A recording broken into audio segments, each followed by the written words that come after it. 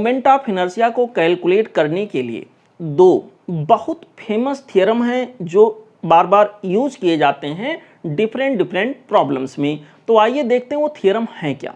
उसमें एक जो हम लोगों को पढ़ना है बच्चों वो है परपेंडिकुलर एक्सिस थ्योरम, और दूसरा जो हम लोगों को पढ़ना है वो है पैरेलल एक्सिस थ्योरम। देखते हैं वन बाय वन।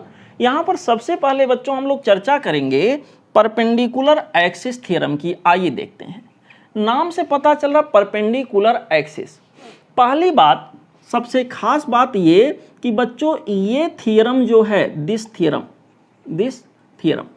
ये जो थ्योरम अभी हम लोग पढ़ने जा रहे हैं बच्चों, ये हर एक बॉडी के लिए एप्लीकेबल नहीं होगा, ये केवल प्लेनर बॉडी के लिए एप्लीकेबल होगा, मतलब टू डायमेंशनल बॉडी के लिए एप्लीकेबल होगा। जैसे रिंग हो गया, जैसे डिस्क हो गया, जैसे बच्चों रेक्टेंगुलर लमाइना हो गया, यहाँ पर ट्रायंगुलर लमाइना हो गया। इन सभी चीज़ों के लिए जहाँ प्लेनर बॉडी होंगे उनके लिए एप्लीकेबल होगा।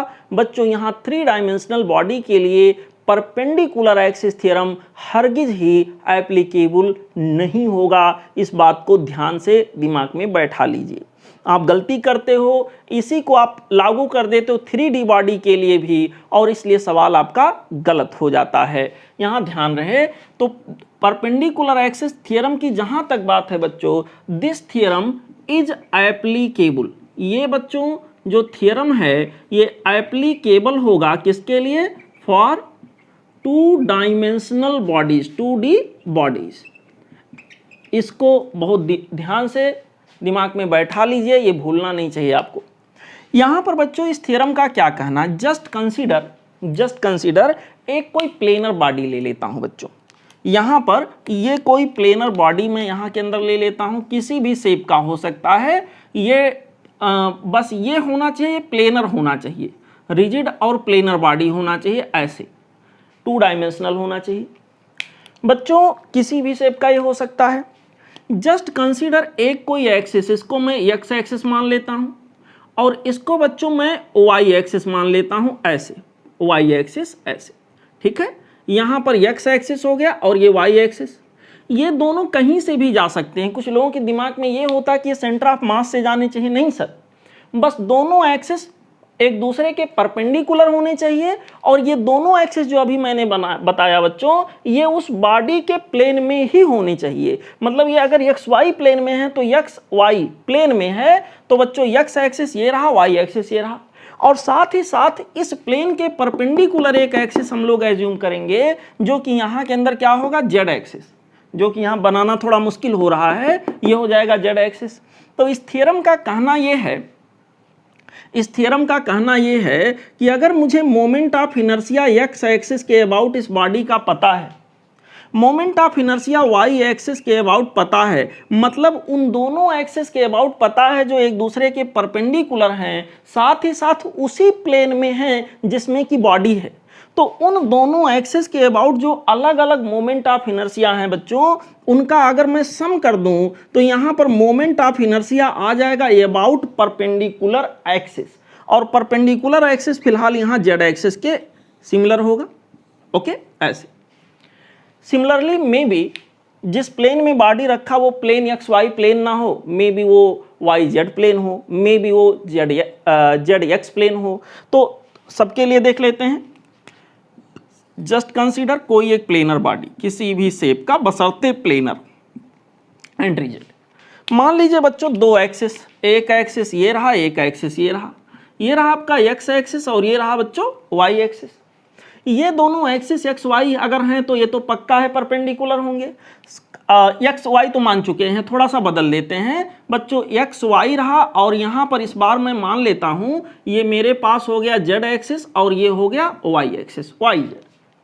ठीक, अगर y और z एक्सिस के अबाउट इसके मोमेंट ऑफ इनर्शिया पता है, खास बात यह है ये बॉडी प्लेनर है और इस बॉडी का प्लेन y z प्लेन में है, तो ऐसे केस में बच्चों यहाँ मोमेंट ऑफ इनर्शिया हमारे पास y एक्सिस के अबाउट अगर इस बॉडी का पता हो, मोमेंट ऑफ इनर्शिया इस बॉडी का बच्चों z एक्सिस के अबाउट पता हो, तो इन दोनों का अगर बच्चों मैं सम कर दूं तो यहां पर मुझे पता चल जाएगा moment of inertia about perpendicular axis, मतलब इस प्लेन के परपेंडिकुलर जाने वाला एक्सिस, इसी पॉइंट से। यहां पर बच्चों ये मेरे पास हो जाएगा moment of inertia about x axis. बचा क्या? X axis. अगर वाई यहाँ है, जेड यहाँ है, तो एक्स यहाँ होगा। यहाँ पर एक्स एक्सिस के अबाउट पता चल गया। ठीक, सिमिलरली अब तो समझ गए होंगे। Just assume another case, another plane body like this. This may have any shape, but condition is that this should be two dimensional.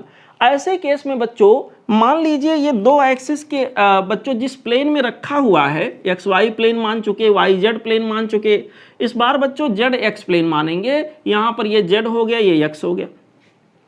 ऐसे मोमेंट ऑफ इनर्शिया जेड के अबाउट मुझे सपोज पता है, जेड के अबाउट बच्चों moment of inertia मुझे पता है, एक्स के अबाउट मोमेंट ऑफ इनर्शिया पता है।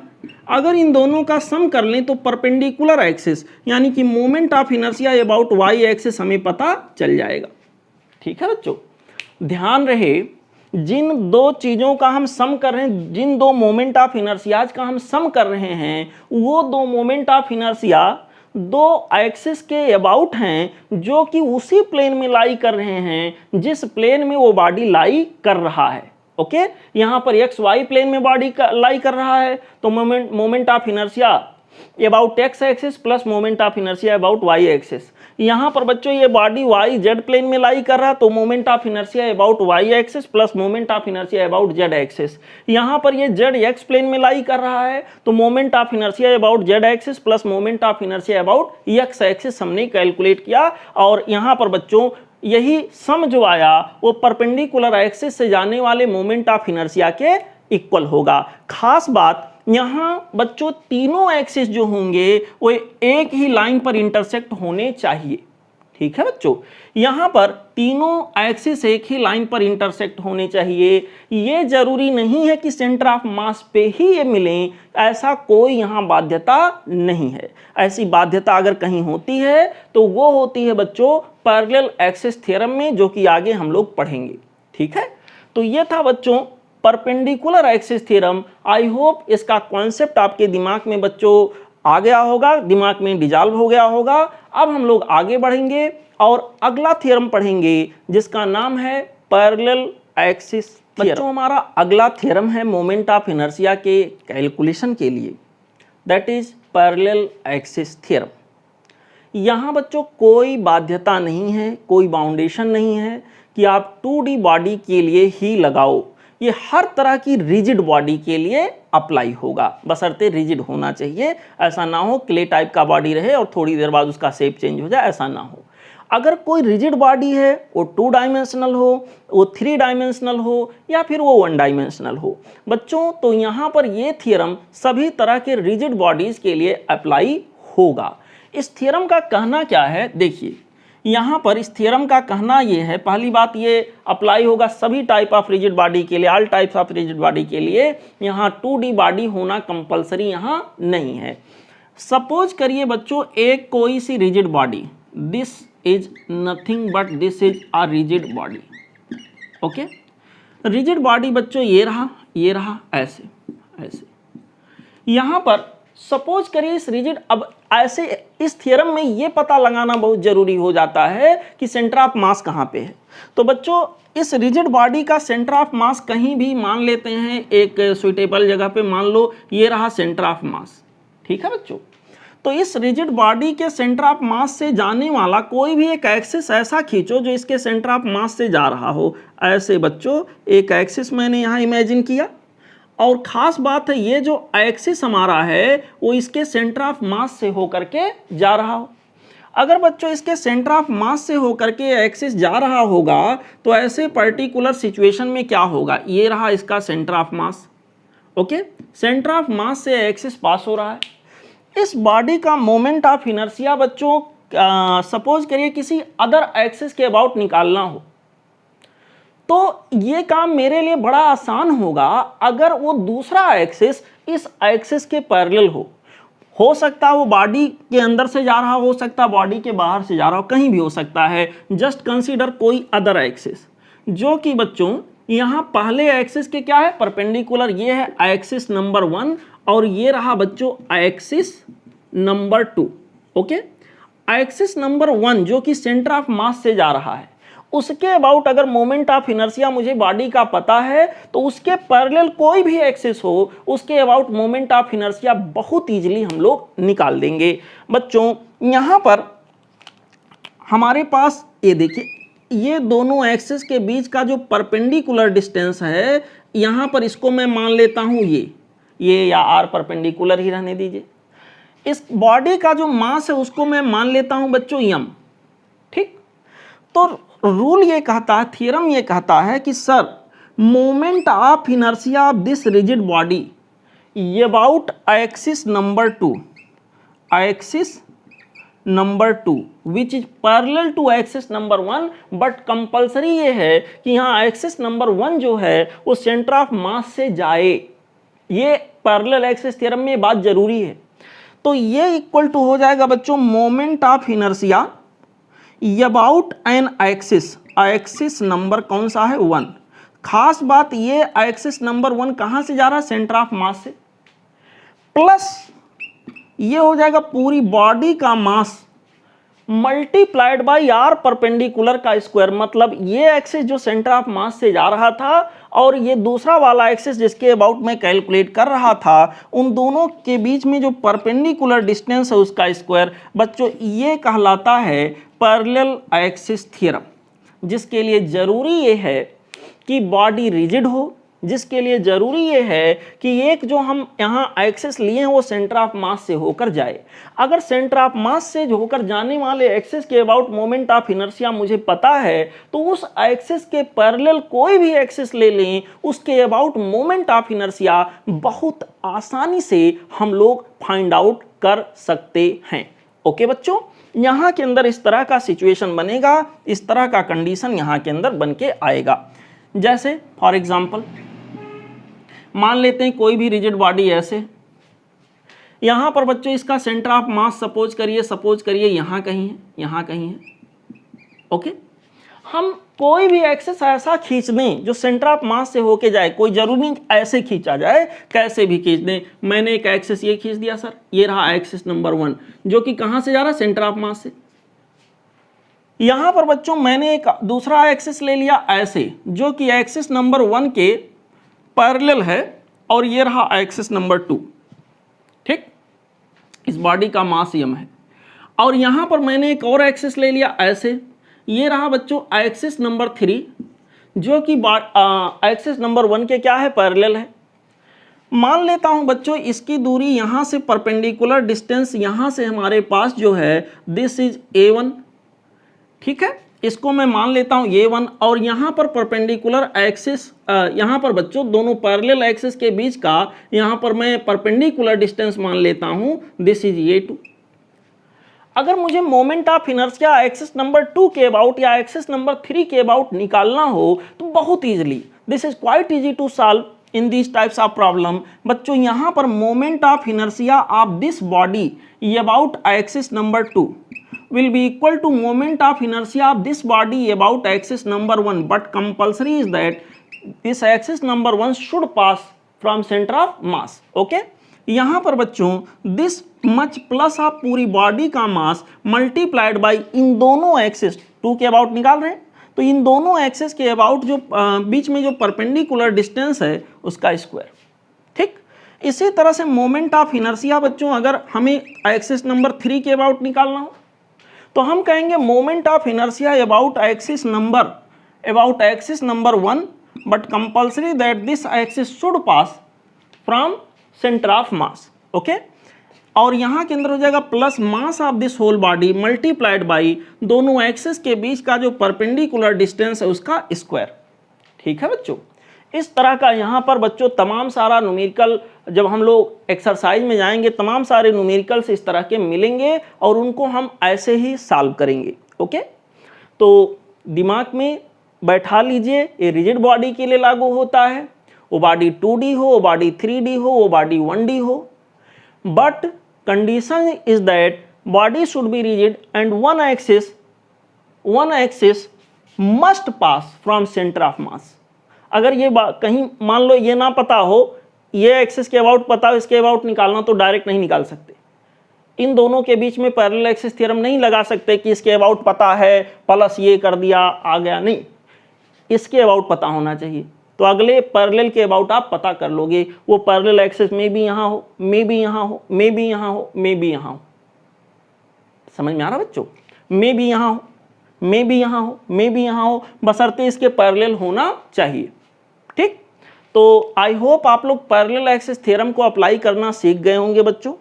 तमाम सारे न्यूमेरिकल आएंगे जो इस पे बेस्ड होंगे, हम लोग प्रैक्टिस करेंगे एक्सरसाइज में।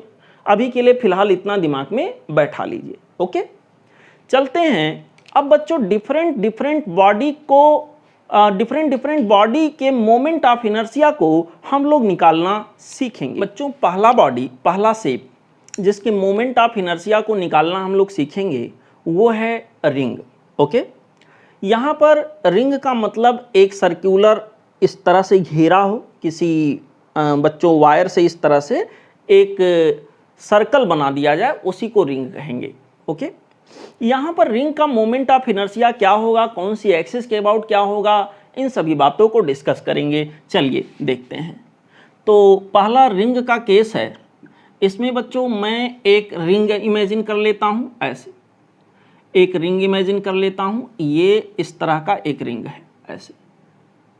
मुझसे परफेक्ट एकदम नहीं बनेगा डायग्राम, आप लोग इसका कॉन्सेप्ट समझो। बच्चों यहाँ पर ये रहा रिंग का जो सेंटर ऑफ मास होगा। मान लेते हैं इस रिंग को बनाने में ये जो यूज हुआ है इसका बच्चों वायर, इसका वायर ये जो सपोज करिए मेटल का बना हो, ऐसे ऐसे। यहाँ पर बच्चों इसका वायर ये है, इसका मास जो है सपोज करिए ये मास बच्चों स्मॉल एम कैपिटल एम कुछ भी आप जो इच्छा हो मान सकते हो।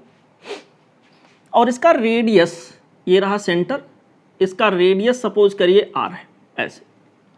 हमें यहाँ पर रिंग का मोमेंट ऑफ इनर्शिया निकालना है।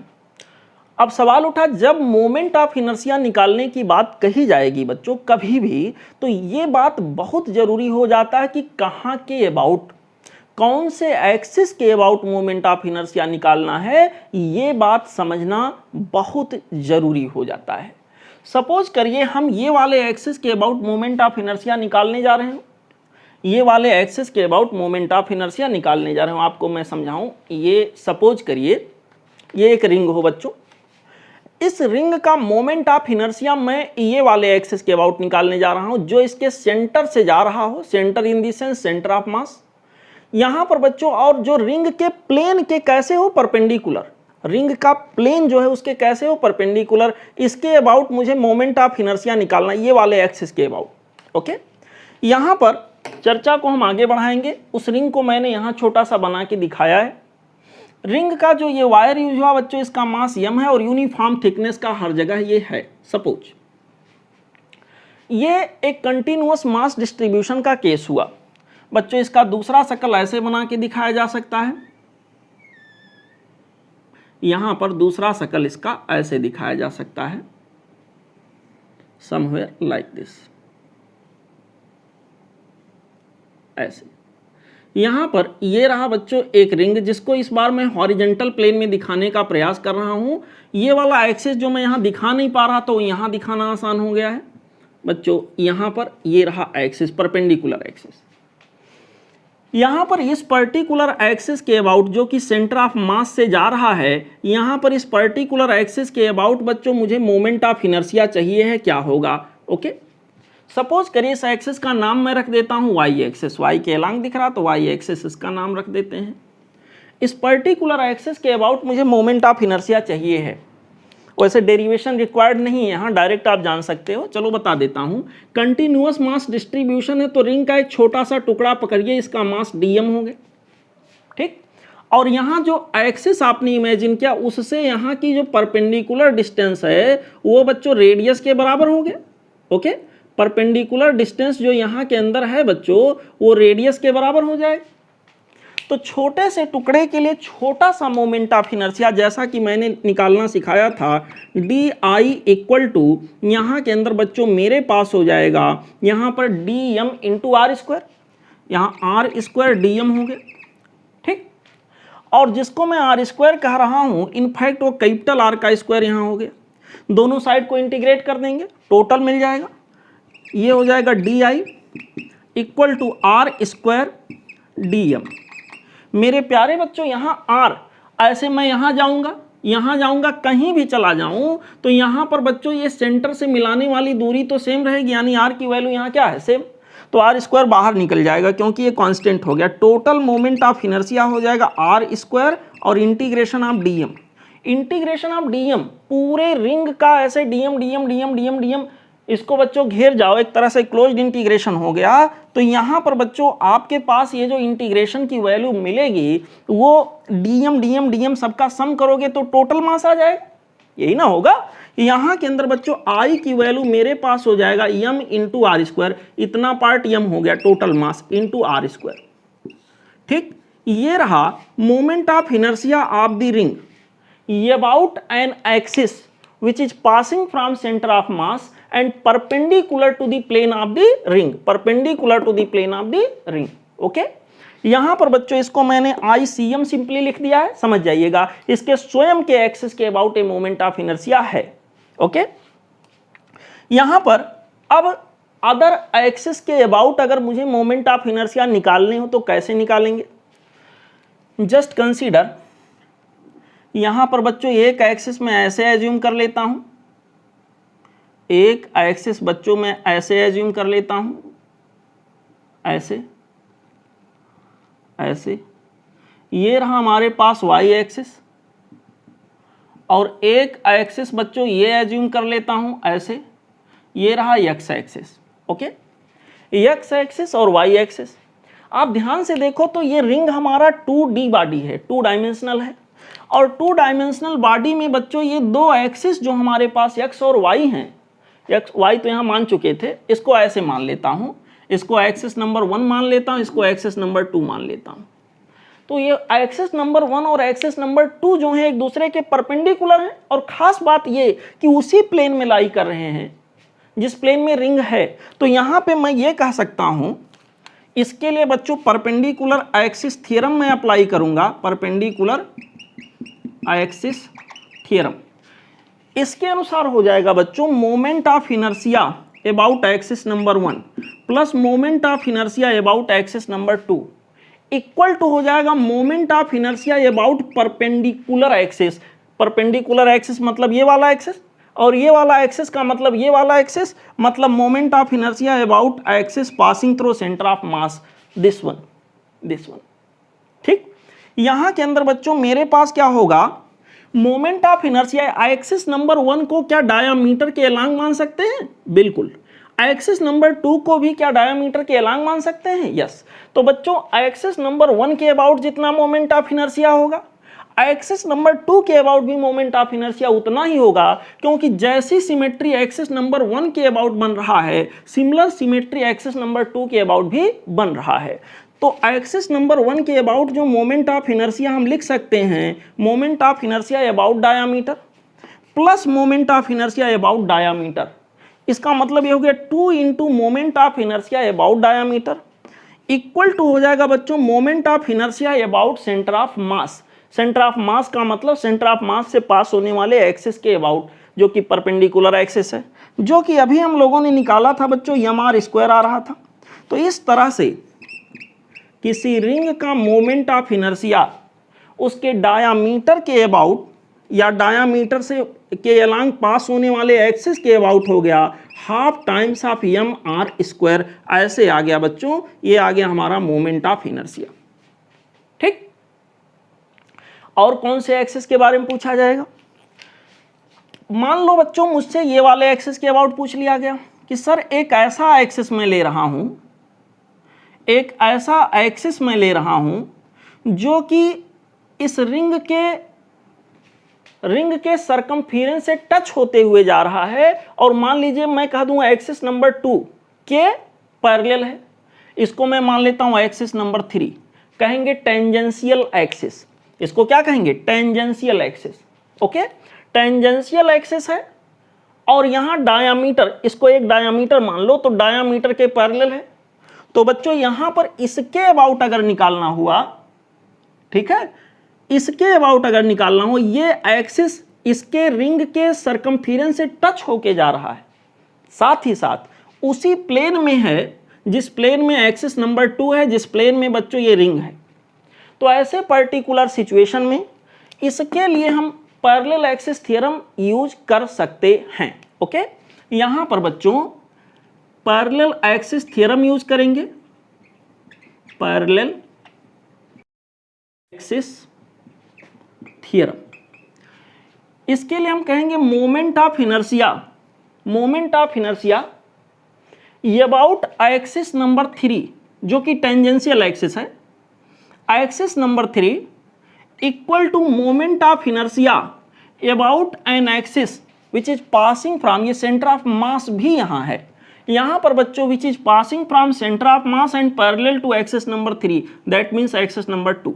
ओके, ये सेंटर ऑफ मास से जा भी रहा था, कोई इसमें शक नहीं है, प्लस हो जाएगा पूरी बॉडी का मास इनटू इन दोनों एक्सिस के बीच का परपेंडिकुलर डिस्टेंस का स्क्वायर। तो बच्चों यहां पर मेरे पास आ जाएगा ये वाली दूरी क्या होगी यार, आर का स्क्वायर। इसका मतलब हो गया I3 जिसको मैंने लिखा है, इसी को आप लिख सकते हो I टेंजेंशियल, टेंजेंशियल एक्सिस के about moment of inertia. Okay बच्चों, यहां पर ये जो हम लोगों ने अभी I2 passing from centre of मास, यही तो बच्चों हमारे पास डायामीटर है। इसका मतलब ये हमारे पास डायामीटर के अलोंग वाला है और डायामीटर के अबाउट वाला है, जो कि कितना, half times of m r square, plus यहां पर हो गया एम आर स्क्वायर। ओके, यहां पर एक्सिस को सिलेक्ट करना ये सबसे ज़्यादा ज़रूरी हो जाता है बच्चों, कौन से एक्सिस के अबाउट आप ले रहे हो, ये अगर आप सही से जान गए तो यहाँ मोमेंट ऑफ इनर्शिया निकालना बहुत इजी हो जाता है। यहाँ पर बच्चों हमारे पास I3 या फिर कह लीजिए टेंजेंशियल एक्सिस के अबाउट, जो कि उसी प्लेन में है जिसमें कि रिंग लाई कर रहा है, मोमेंट ऑफ इनर्शिया अगर मैं निकालने जाऊँ तो ये हो जाएगा बच्चों 3/2 m इंटू आर स्क्वायर, ऐसे आ गया, ठीक, ऐसे आ गया।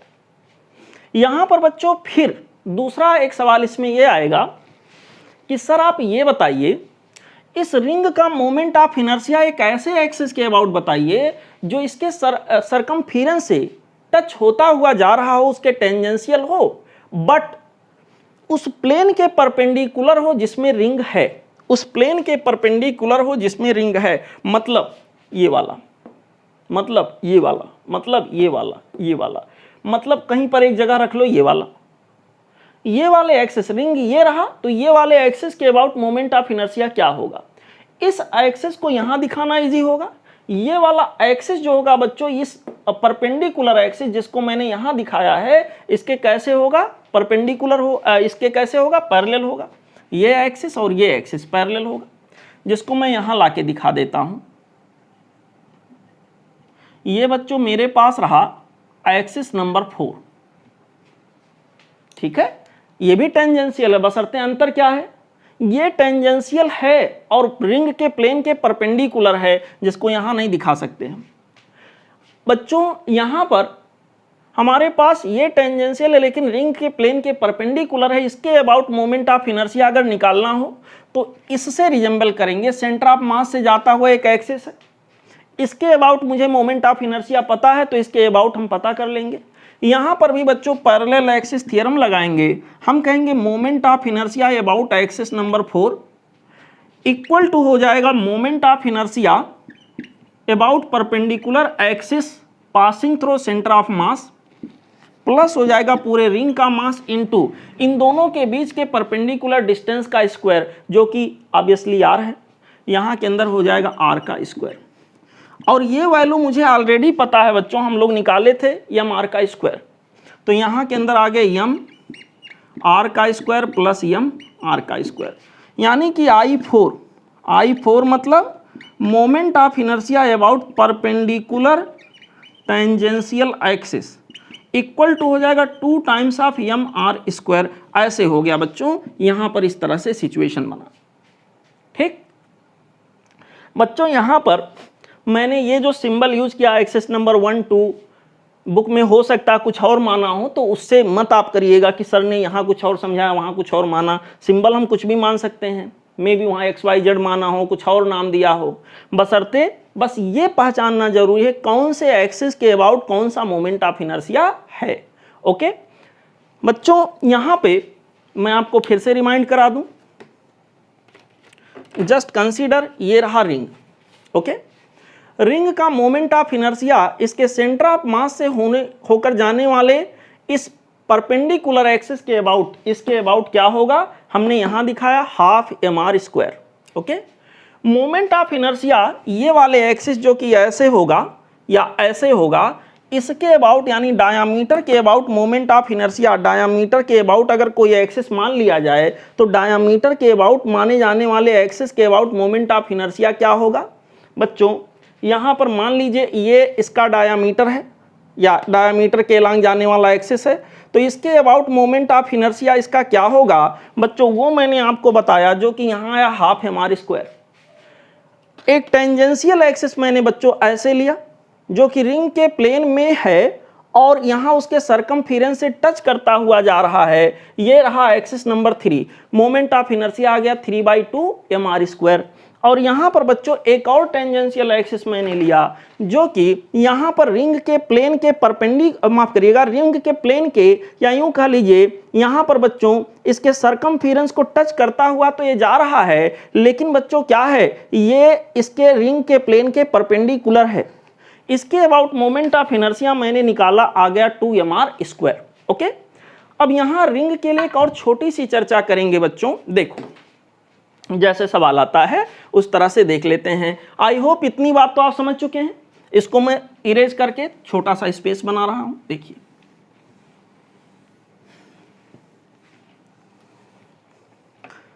बच्चों यहां पर हम लोगों ने क्या सीखा, moment of inertia about an axis which is passing from centre of मास।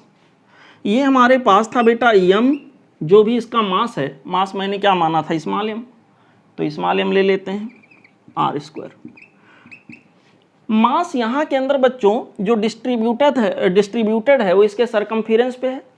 यहाँ पर मास पर यूनिट लेंथ, इसको मैं मान लेता हूँ लैम्डा, लीनियर मास डेंसिटी, जो कि यूनिफॉर्म है। यहाँ के अंदर बच्चों लैम्डा के स्थान पे हम लोग ऐसे लिख सकते हैं, देखो यहाँ पर बच्चों मास के स्थान पर हम लिख सकते हैं लैम्डा इंटू यल, ऐसे ना। और जो यल है, यल मतलब इसका पूरा सरकमफेरेंस आ गया यल में, मास तो पूरे सरकमफेरेंस में डिस्ट्रीब्यूटेड है, तो यल के स्थान पे मैं लिख सकता हूँ बच्चों, यहाँ के अंदर यम की वैल्यू हमारे पास हो गया लैम्डा यल, तो यहाँ पर यम की वैल्यू को मैं फिर से लिख सकता हूँ लैम्डा इंटू यल के जगह पर 2πr, ऐसे ये वैल्यू लाके मैं यहाँ रख दूंगा। यम के स्थान पर बच्चों मैंने लिख दिया lambda into 2πr। Okay, and this whole much is multiplied by r²। यम के स्थान पर इतना हो गया। तो इस तरह से बच्चों हम क्या देख रहे हैं, moment of inertia about an axis which is passing from center of mass and perpendicular to the plane of ring. This moment of inertia comes out to be here 2π lambda into r का क्या हो गया q। अगर बच्चों यहाँ lambda uniform है, जो कि है, यहाँ के अंदर बच्चों 2π तो ऐसे भी कांस्टेंट है, तो इतना टर्म हमारा हो गया कांस्टेंट। इसका मतलब दो एक ही वायर से, एक ही वायर का मतलब एक ही प्रकार के वायर से बने हुए दो अलग अलग रिंग के मोमेंट ऑफ इनर्शिया को अगर मैं कंपेयर करूं, तो अगर एक ही वायर से बने हैं तो लैम्डा की वैल्यू क्या होगी, सेम होगी।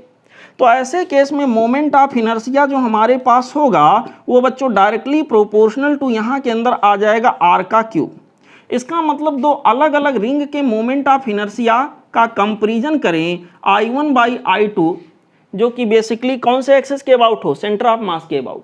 तो बच्चों यहाँ पर मेरे पास क्या होगा, ये हो जाएगा R1 डिवाइडेड बाई R2 का होल क्यूब, ऐसे इसको हम लोग कंपेयर कर सकते हैं, बशर्ते जिन दोनों रिंग को कंपेयर कर रहे हैं बच्चों उन दोनों रिंग का लैम्डा एक ही हो, मतलब एक ही तरह के वायर से बने हो, लीनियर मास डेंसिटी, मास पर यूनिट लेंथ सेम हो। ठीक। अच्छा, एक और छोटा सा सवाल आएगा बच्चों। अब तो ये सब बातें आप समझ चुके हैं, मैं इसमें थोड़ा सा रफ कर सकता हूं। देखो, ये पूरा रिंग है, ये पूरा रिंग है, आपने देखा इसको। मोमेंट ऑफ इनर्शिया ये वाले एक्सिस के अबाउट मैंने दिखा mr²। मान लो इस रिंग का कुछ हिस्सा कट करके निकाल दिया गया हो, ये हिस्सा जो है मैं डॉट डॉट कर देता हूं, कट करके निकाल दिया गया, ऐसे ऐसे निकाल दिया गया। ये मैं दिखा रहा हूं कि ये कभी था लेकिन अब नहीं है। अब जो बचा हुआ हिस्सा है वो केवल इतना है, सपोज इतना है। मैं उसी एक्सिस के अबाउट मोमेंट ऑफ इनर्शिया अभी भी निकालना चाहूं, लेकिन रिंग में केवल इतना पार्ट शेष है, इतना पार्ट शेष है, ये वाला। अब क्या होगा यहां पर बच्चों, इस केस में मोमेंट ऑफ इनर्शिया जो हमारे पास आएगा वो इक्वल टू हो जाएगा mr²। पहले था तो अभी भी mr² होगा, बशर्ते मास केवल इतने हिस्से का लिया जाएगा। मान लीजिए इतने हिस्से का मास m' है, तो बच्चों यहां केवल m' आएगा। ठीक है, पूरे रिंग का भी इसके अबाउट mr² था, इतने का भी mr² होगा, लेकिन क्योंकि मास तो इतना ही बचा है तो यहाँ m' हो गया। ठीक, बस इतनी सी बात है। यहीं से रिलेटेड कोई ना कोई क्वेश्चन रिंग में आता है बच्चों। जब एक्सरसाइज हम लोग सॉल्व करेंगे तो उसमें हम इससे रिलेटेड चीज़ों को समझने का प्रयास करेंगे और सवाल को सॉल्व करने का प्रयास करेंगे। ठीक, चलते हैं अगले शेप के ऊपर हम लोग डिस्कशन करेंगे, जो कि होगा बच्चों सर्कुलर डिस्क।